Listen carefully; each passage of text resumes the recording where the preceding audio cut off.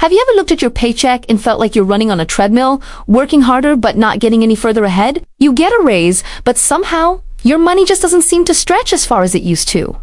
It's not just a feeling, it's a reality for millions of people. Today, we're diving deep into the shocking truth behind your shrinking salary, exploring the hidden forces that are quietly eating away at your hard-earned cash. This isn't just about inflation. It's a much bigger, more complex picture that your boss probably won't ever explain to you. Let's start with the most obvious culprit: inflation. We all hear about it on the news. The price of gas, groceries, and housing goes up. But what does that really mean for your salary? Imagine you get a 3% raise this year. Sounds pretty good, right? But if inflation is running at 4%, you've actually taken a 1% pay cut in terms of what you can actually buy. This is what economists call real wage decline. Your nominal wage, the number on your paycheck, went up, but your real wage, your purchasing power, went down. It's a silent pay cut. For decades, wages for the average worker have struggled to keep pace with inflation, meaning that even with promotions and raises, many people are functionally poorer than they were years ago. It's like trying to fill a bucket with a hole in it. You keep pouring more in, but the water level never seems to rise. But inflation is just one piece of the puzzle. Let's talk about something called bracket creep.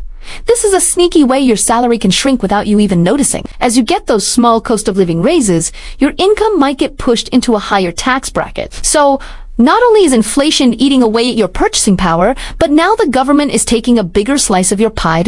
You thought you were getting ahead with that raise, but a larger portion of it is immediately lost to taxes. This combination of inflation and bracket creep is a powerful 1-2 punch that can leave your finances reeling, making it feel impossible to build wealth or even just keep up with your bills. Now, let's pull back the curtain on the corporate world. Have you heard of productivity pay gap? This is a huge one. For decades, starting around the mid-1970s, worker productivity has soared. We have better technology, more efficient processes, and we're creating more value for our companies than ever before. Logically, you'd think that as workers produce more, their pay would increase proportionally. But that's not what happened. Instead, a massive gap opened up. While productivity shot through the roof, wages for the average worker have remained relatively flat. So where did all that extra money, all that extra value, go? A significant portion went to corporate profits and executive compensation. Essentially, employees are creating more wealth than ever, but they're seeing a smaller and smaller share of it. Another major factor is the changing nature of work itself.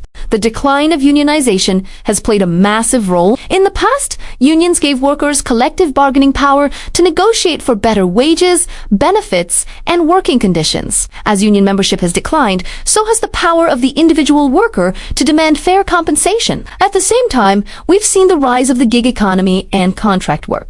While this offers flexibility, it often comes at a steep price.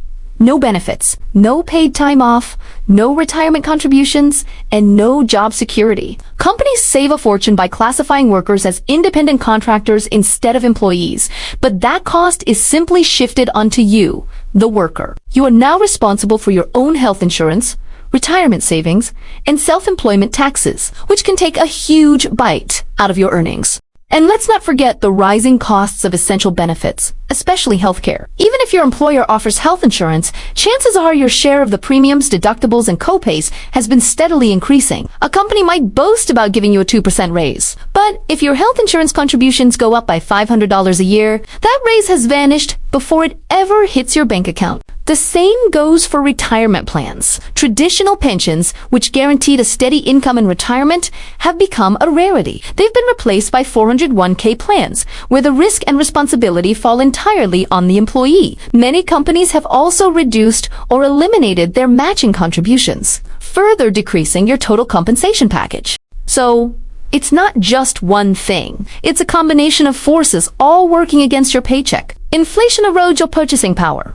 Bracket creep increases your tax burden. The productivity pay gap funnels wealth to the top. The changing job market weakens your bargaining power, and the rising cost of benefits eats into your take-home pay. It's a complex system that makes it incredibly difficult to get ahead financially. But what can you do about it? It can feel overwhelming.